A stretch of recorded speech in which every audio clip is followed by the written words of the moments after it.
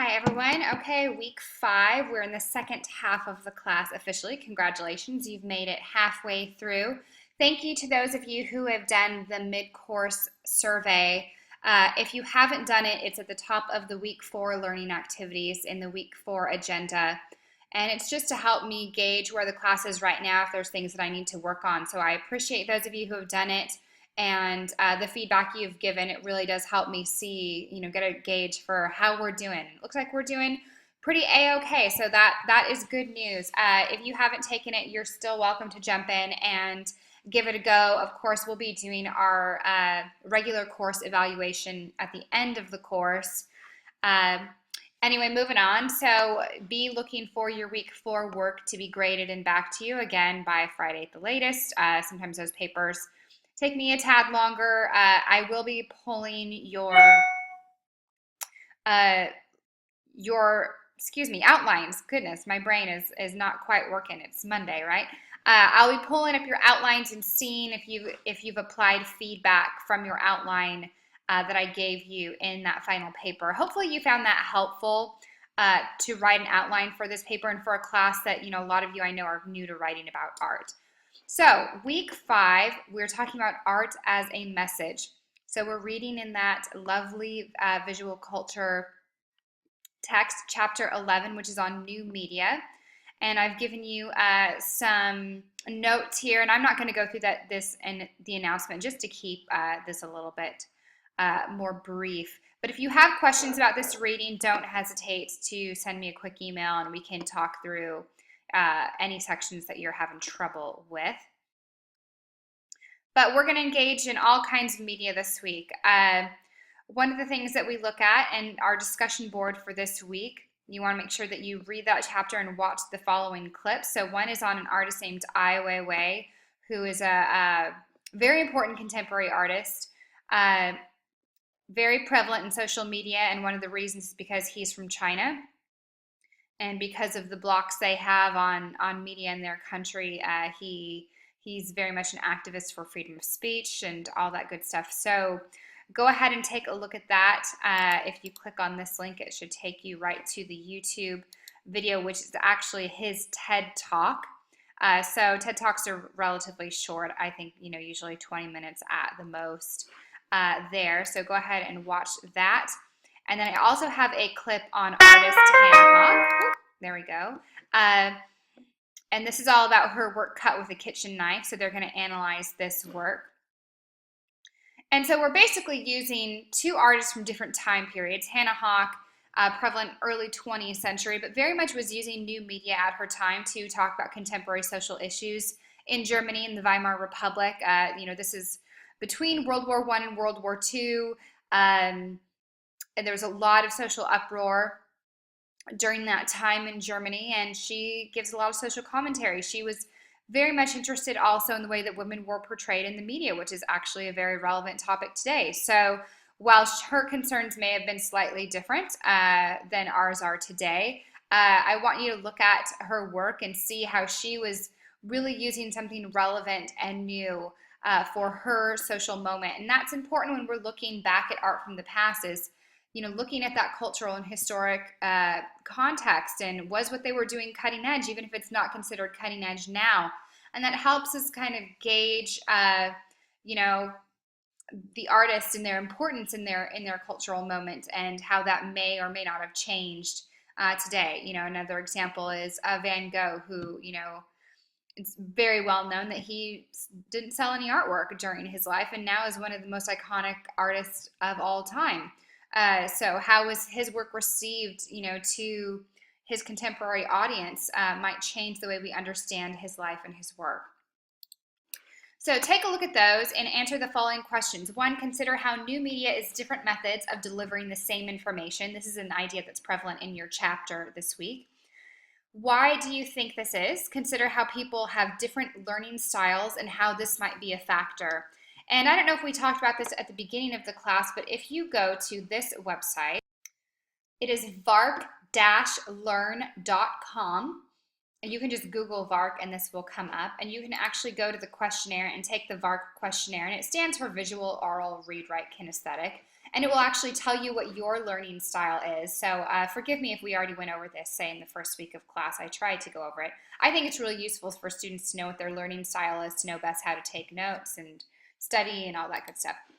Uh, so consider how people have these different learning styles and how this might be a factor in this whole idea of new media as different methods of delivering the same information. What new media do you personally find most effective? And once you view these YouTube clips on Hannah Hawk, I want you to look at your thoughts on her style. Is it a style that is still effective today? Why or why not? And number 3, what are your thoughts on Ai Weiwei's incarceration? This is something that they're going to talk about in this TED Talk. He was actually imprisoned for about 1.5 years, I believe it was, in China, basically for breaking the rules on things that he was posting and talking about. And his artwork tends to be very controversial. So do you agree with what he says in his TED Talk? Why or why not? He's someone that's really interesting to follow on social media as well. He's very much right now posting a lot about the Syrian refugees. And so you'll notice that if you do follow him, say on Instagram, you'll get blasts of posts from him, 10, 12, 20 posts at once. And that has to do with, of course, when he's able to get on Wi-Fi and all that stuff. So find out from one of your peers. So something you might want to ask them is, how is art sometimes a more powerful method than words to deliver a message? Or if you find something interesting that they've stated in their discussion board, go ahead and comment on that. Remember that you are graded on participation, so you need to comment on at least one peer's post. Your answers for each question, I'm looking about 2 to 4 sentences in length. You don't need to write me a whole essay here, but don't write me just 1-sentence answers either. Really think about that how and that why that we talk about in that writing styles presentation. And we have another create assignment this week. I'm looking forward to seeing all your self-portraits, by the way. So speaking of Hannah Hawk, we're going to create a collage based on her style. So this assignment is designed to give you a hands-on approach to learning research skills, as well as exploring creative ways to present culturally valuable information. So again, view this short clip, so you'll want to make sure that you've watched this first, and then do your own research on her unique collage style. And basically all I've done is given you a Google image search of her images, but you want to go through these images, go and do a little research, a little more on who she was, what she was doing in her style. You'll notice that she tends to take disparate images and put them together to make entirely new compositions that are quite meaningful. Some of them are a little bit bizarre, and that was part of the style at the time. The artist she worked with believed that, if the world doesn't make sense, then why should art? And so they were really reflecting their cultural moment. And so that's one thing I really want you to be aware of. She uses a lot of text, and she combines images to make something new. So that's all I'm going to give you right here, but I want you to do some of your own research on her style. So use cutouts from newspapers, magazines to create your own collage style. Be sure to use the elements found in Hawk's work, including text, right? Your collage should fit on an 8.5 by 11 piece of paper and should take up the majority of the page. So like Hawk, each collage should be making a statement about a contemporary social, cultural, or political issue. So whether it's representation of women in the media, whether it's Syrian refugees, whether it's the election, bullying, consumerism, world hunger, there's so many culturally relevant topics that you might choose to talk about today. And your collage should reflect that. So this is done as a blog, so you're going to embed your collage image into the blog entry, and you can scan your image or photograph it. I will say this, you can do your collage digitally if you feel like that's something you excel at. What I don't want is a PowerPoint page where you've basically copied and pasted a bunch of images and just stuck them next to each other. A collage is creating a composition, okay? It's not just a collection of images. It's a collection of images that create something new.